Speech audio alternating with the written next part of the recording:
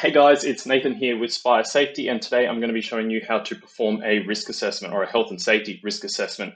What you're looking at now is called a risk matrix. Now that's a fancy name, but it is extremely simple and easy to use. Along the left here, you see likelihood, and along the top is consequence. So that's how we score a risk or assess a risk. We look at the likelihood, which is the possibility of it occurring, and the consequence. So how bad is the outcome? For consequence, we measure it from insignificant, so that may be like a paper cut or stub your toe, something like that, all the way up to catastrophic, which is, someone dead or in a wheelchair, that sort of stuff. Likelihood is we measure from rare, so conceivable, but only on extreme circumstances, all the way up to almost certain, and then obviously a few in between there. So when we score a risk, we basically just line these two up and then it'll give us a score. Now, there's a few things to remember here. Firstly, you could ask 10 people to score a risk and you could get 10 different answers. And I'll give you an example why. Imagine we're assessing the risk of falling off the roof, right? And you've got an 18-year-old there and he scores the risk and he says consequence, and he looks down, it's a 2-meter drop and he goes, if I fell from here, I'd probably survive. I might be banged up, might have a broken bone, but I'm probably going to be okay. So he may come up with the consequences moderate. And now let's imagine you ask the same question to a 60-year-old and you say, what's the consequence of you falling off this roof? The 60-year-old is going to give you a very, very different answer. And the answers for likelihood can also vary a little bit. But we should be coming up with a similar sort of answer. If someone comes up with a risk score that is catastrophic, 20 up here, and someone else comes up with a moderate down here, obviously something's going on there that we need to sort out. Once you understand how the risk matrix works, you're ready to complete your risk assessment. So this is using our risk assessment template. I've filled in some of the details here already. So the task that we're doing for this activity, excavate and pour a concrete slab, assessed by, that's me, today's date. Now these columns here are what we have to fill out for the risk assessment. The first one, task steps. So we want to break the activity down into task steps if possible. Some risk assessments, you may only have one step, that's fine. But the example we're going to do will have a couple. The next column is hazards and risks. Some risk assessments will actually divide these into 2 separate columns. I don't see the point. Don't have time to talk about it now, but ours are together. So there we want to list the hazards or risks for that activity. So if we're using an excavator to dig a hole, there's a few obvious hazards. Buried surfaces, we could hit pipes or cables, etc. Next would be plant operations. Someone could get run over by the excavator or hit by the excavator. Now I'll show you a little trick here. See how I've put plant operation in the same cell as buried surfaces?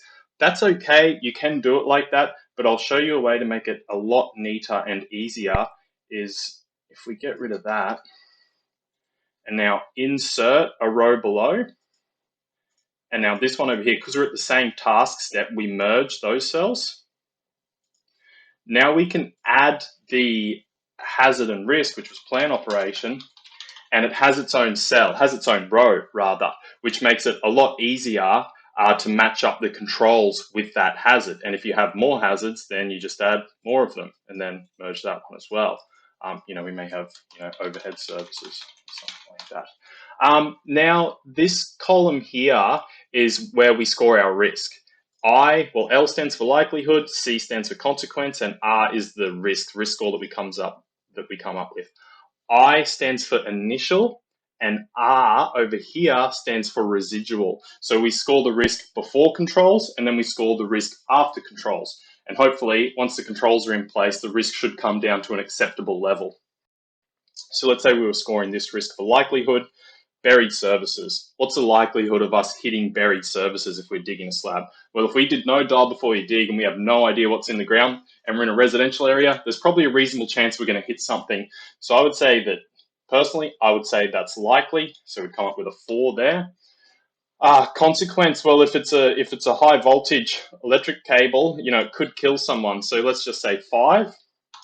And what does that come out as? We line those up. 5 and 4 comes out as catastrophic. So we just write CAT as the acronym there. And we fill that cell as that color, red. And now controls. So what are the controls for hitting buried services? How are we going to stop ourselves from hitting that buried service? So the obvious answer is dial before you dig,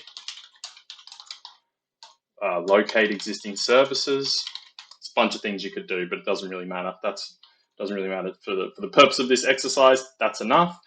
So the controls: dial before you dig, locate existing services, and now we score the risk again. So the likelihood, if we do dial before you dig, we shouldn't be hitting anything. So I would say it's going to come down to, we've pushed this across 2 pages, but it's either going to be unlikely or rare. Let's just say that it's going to be rare, which is 1. And then consequence. Sometimes the consequence, you can't reduce it. You can only reduce the likelihood. This is probably a good example of where you can't reduce the consequence. If you were to hit an electric cable, you're still going to die potentially. So this one, the consequence may stay the same, but the residual risk will come down a long way. So we're at, let's say, rare and catastrophic, which is 5. We're now at moderate, which is 5. So we go moderate, and then we fill that cell with yellow, which is our moderate. Done. And now person responsible, you don't really need this, but it might be a good idea. So whoever's responsible for making sure the dial before you dig and existing services are located might be the site supervisor and the excavator operator. That's it, guys. Now you would go through and do the risk scores and controls and residual risks and person responsible for these hazards. And then we'd go to step 2, which would be, I'm not a concreter, but let's just say install form, work, and mesh. Hazards, manual handling.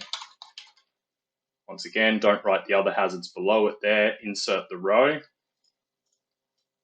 Merge those. Another hazard might be cuts or hand injuries. Then we risk score those and controls and residual risk, and that's it. That's how you do a risk assessment. So I hope that was helpful. Thanks for watching.